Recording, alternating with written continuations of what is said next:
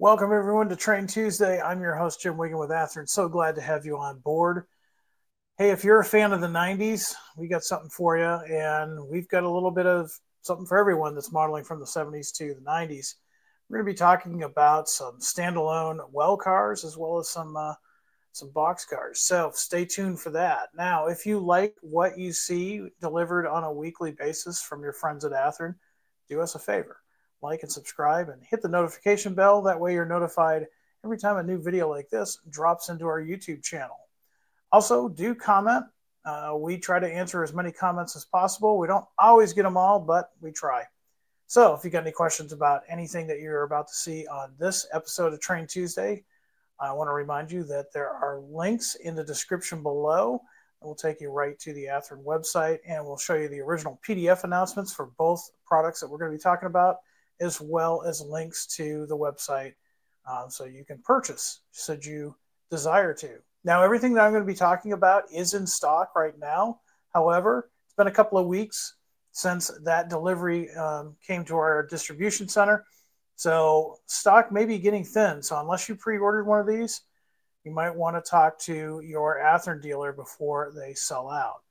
Now with that, let's go ahead and get started with another Train Tuesday.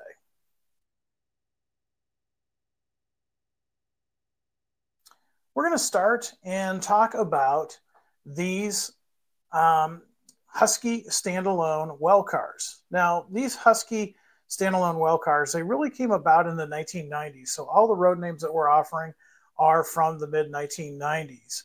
Now, Gunderson developed these in the early 1990s as a standalone, or they could be connected in sets of 2 or 3 with a drawbar. Now, you may be wondering, why would you have a standalone well car? Well, there are cases where container loads may be too heavy or not weighed enough to fit in an articulated load to pass weight restrictions. Or there are some cases where, depending on what was being shipped and where, there was only the use of one well car for just a few containers for its destination. Now, they're not quite as common as they used to be, but if you're a modeler of the 1990s, they were certainly around. And we wanted to offer some roads for you for your 1990s era modelers. And the first one that we've got up is Trailer Train. Now, we're going to be offering everything here in 3 different road numbers. So the Trailer Train that you see here is available in 3 road numbers. Up next is Burlington Northern. These were everywhere in the 1990s. Now, these are 48-foot well cars, so you'd put a 48-foot container in there, and then you can stack up to a 53-foot container on top. Another one that we're doing, 3 road numbers each, is the Co-Rail Leasing. Of course, we had to do CSX Intermodal. I remember seeing these rail fanning in the Northeast in the 1990s. Pretty common. And of course, we're going to do Arizona and California. These are really cool cars. Again, 3 road numbers each. And a couple of things on these. These are Athearn, so they're going to have some detail, but they're not going to be as highly detailed as, say, a Genesis car. Now, the good thing about these is these are really durable cars. And where they're going to probably be used the most is in a modular application or a home layout. Now, if you're in a modular standard such as Fremo, these are perfect. There's just enough detail to satisfy your detail demands, but not super delicate.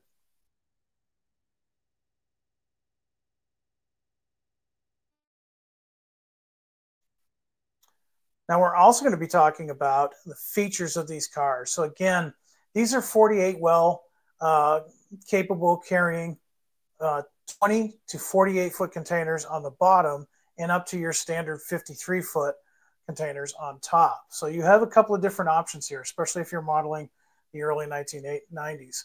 These are fully assembled, ready to go out of the box, and the minimum radius on these is 18 inches. So if you're someone that doesn't have room for anything larger than this, these are good modern-ish cars to put on your layout. Most guys are running these on, say, Fremo or some type of modular standard or even a club layout. Now, the next car that we're going to talk about is another one that we thought would be perfect to complement these. And again, these are in stock right now, but these are the Athearn 50-foot high cube double door boxcar. Now, these are still commonplace today. Most of the ones that we're offering in this run are from the 1970s until the 1990s. And what we're doing with these as well, there's going to be 3 road numbers each. So starting off with the 1990s era, we have the Union Pacific. We're also going to do a 1980s era Santa Fe. Again, 3 different road numbers for you to choose from. 2000s era Conrail. Now, I know some of you are probably scratching your head saying, well, Conrail was gone by the end of the 90s. Well, that may be true on paper for the most part. However, as you know, in a merger situation or a buyout or a takeover, freight cars very seldom get painted overnight. So it was not uncommon to see a lot of these Conrail boxcars survive in their original paint schemes well into the 2000s. And this Conrail example is no exception. Now, speaking of Conrail, or one of the predecessors of Conrail, here we've got a 1970s era Penn Central. This is perfect for you guys that are modeling the 1970s. And we're going to offer 3 road numbers with this as well. 2000s era, here we've got BC Rail. BC Rail is actually a railroad that's getting a lot more interest lately, and we've gotten a lot more demand for it. So we wanted to offer this 2000s era BC Rail for you in 3 different road numbers. Here's a Norfolk Southern car. This is 1990s era. Now, if you notice, you see the MW on the body there. This is the maintenance away. So we'll leave this up to you, how you want to use it. But we wanted to offer these. These were very popular when we announced them a couple of years ago. Now, the model features on these, pretty nice cars. They're Athearn. They're not going to be as detailed as, say, the Genesis models. But again, if you're into a modular type setup or a club layout and you want to run your trains and not have to worry about all those delicate parts, these are the perfect cars for you, especially since we're offering 3 road numbers per road. Now, they're going to have underbody details with the brake system there. You're also going to have your machined metal wheel sets that have the RP25 contours. That basically means that they will operate on any manufacturer's HO scale track. And believe it or not, as big as these guys are, they still operate just fine on a minimum radius of 18 inches. Now, like I said, we just started delivering these a couple of weeks ago. If you pre-ordered one of these, you probably have one already on your layout or your module. If not, you're going to want to talk to your Athearn dealer soon because they tend to sell out pretty quick. Athearn cars are still our most popular brand when it comes to freight cars. So with that being said, as you can see, I've got our new Guilford GP40-2L with its new lighting features set up on the main. Let's go ahead and run some trains real quick. All right, here we are. We've got main central number 518. This is GP40-2L under the Guilford Rail paint scheme. And these are available at your Athearn dealer now. These have got all new lighting features. The studio is kind of well lit, so you might not see the number boards or the classification lights too easily, but of course we do have forward mounted ditch lights on the 518. And this one is equipped with the Tsunami 2 by Soundtracks. We're going to do a simple operation here, and I apologize if the prime mover sound is not coming through on our microphone. I am currently looking for another microphone to use for some backup sound so you can hear the prime mover a little bit better. But we're basically going to pick up another Husky there in the background, and we're going to change out the Penn Central double-door boxcar for the Conrail double-door boxcar before heading back to Waterville. How's that? So let's go ahead and get started. We want to go ahead and bring up our headlights and, of course, our ditch lights. And let's head out and do some pickups and drop-offs.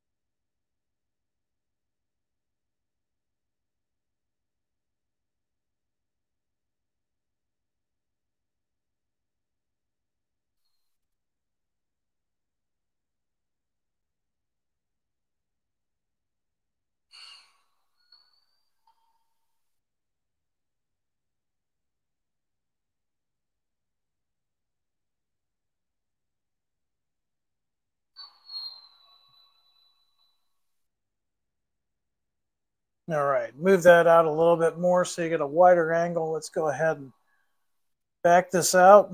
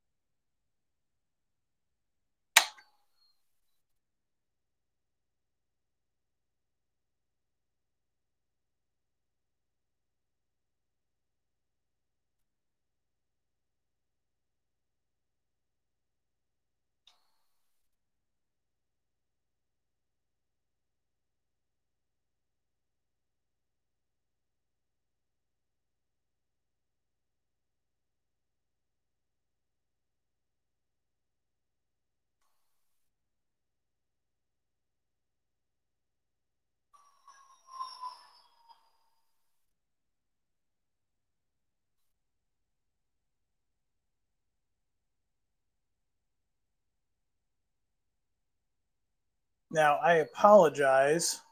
I don't have the ballast on my tracks yet. This is the very beginnings of the studio layout. And ironically enough, if you work in this industry, you don't have as much time to work on your layout. But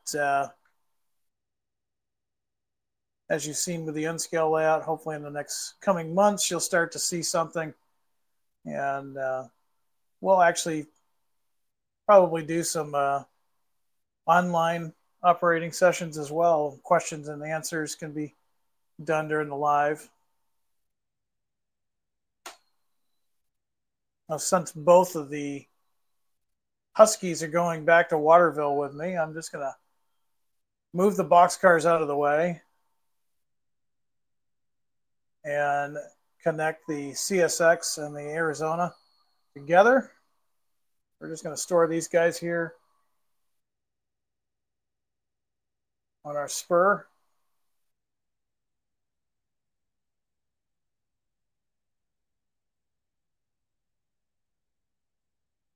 And as you can see, even in a small layout like this, these standalone well cars are perfect. Maybe you don't have room for, a 5-unit stack train.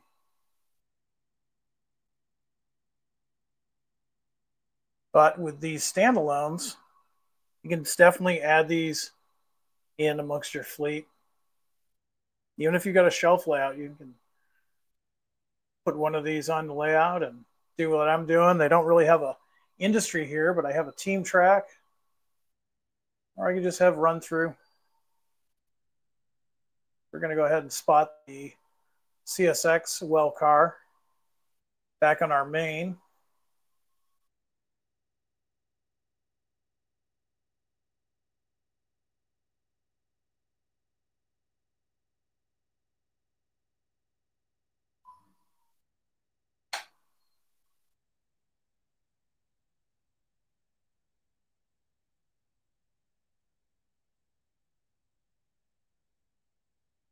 Now, again, you can get the GP40s with the Soundtrack Tsunami 2, or you can get them DCC ready with the 21-pin connector.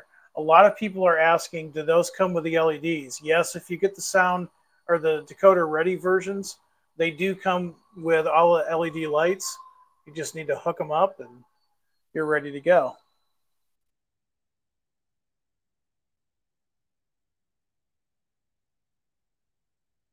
All right, so we got our well cars there. Now all we got to do is grab our Penn Central boxcar and spot our Conrail boxcar, and we can go to Waterville. Now, I had the opportunity to actually rail fan this actual locomotive a few years back before CSX took over, and right after they had changed their name to Pan Am. This one was still in its original paint, albeit a little bit weathered. The era that we chose for this one is 2005, but you can definitely, with some weathering, change that date. Now, the cool thing that we also did, we actually did a legendary liveries version of the main central. The GP7s that we did about a year ago were so popular that we decided to do the Harvest Gold paint scheme with 2 road numbers of the GP40-2L. If you have not seen those, just select the link in the video description below on the Train Tuesday GP40-2 episode. You can also go to our website and take a look at the PDF that we provided for you to keep track of all the lighting functions that we've added to these. Can't quite see it in here because it's a little bit bright, but we do have the classification lights on with this unit.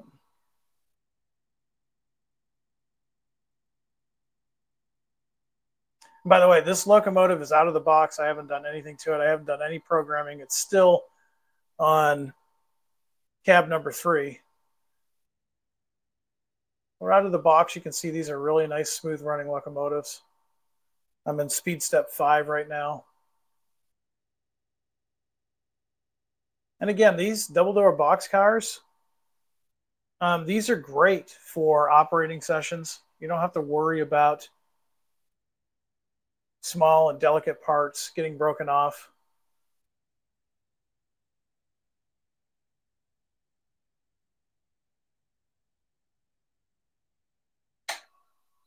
And yes, for now, my turnouts are manual.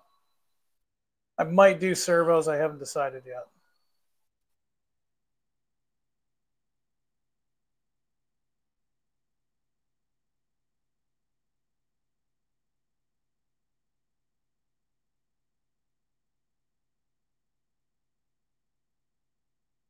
And again, everything as far as that we've talked about on this episode, both the Boxcars and the Huskies, there are links in the video description below for both the PDF original announcement as well as links to ones that we still have for sale on our website.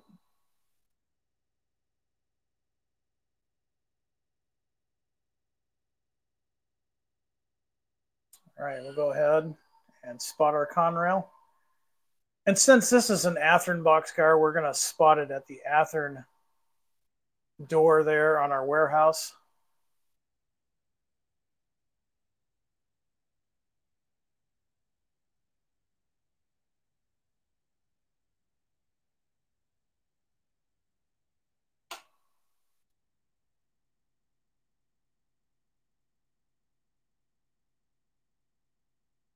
Now, by the 1960s and 70s and into the 80s, a lot of boxcars had their doors widened. Original boxcar doors from the 40-foot era could be as small as 6 foot wide. But as freight cars got larger, so did the doors. And one of the reasons why the double door boxcars were so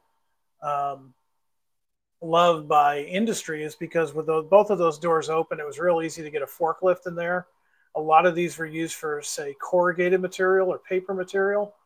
And it was real easy to get those rolls of paper out or rolls of corrugated or pallets of items out with a forklift just by driving it in and driving it out versus the small, narrow boxcar doors of the past.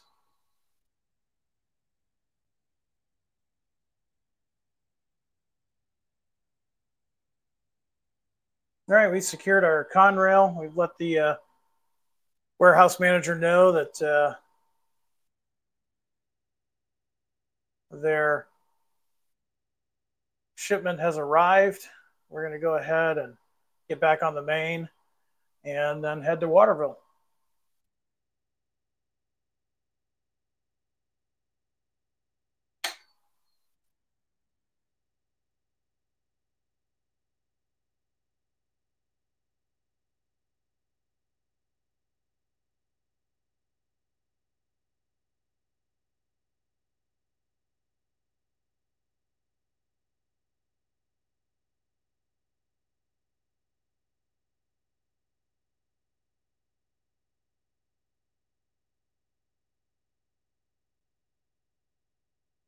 Okay, so with that, that's a quick little operating session. Again, let me know in the comments.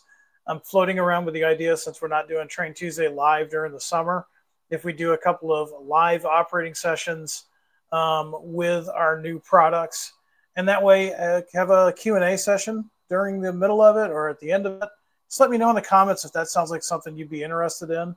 This is also a great way to see how the product functions in the real world before you purchase it. Again, everything that's in this video and operating on the layout is available now at your Athearn dealer. If you don't have an Athearn dealer, you can certainly go to our website and search one out. If you're still unsuccessful, you can always purchase directly. Just remember that when you do purchase directly, it is a slightly higher price because we do want to support our dealer and our dealer network. So until next time, I want everybody out there to be happy, be healthy, do some modeling, and above all, high greens. Take care, everyone.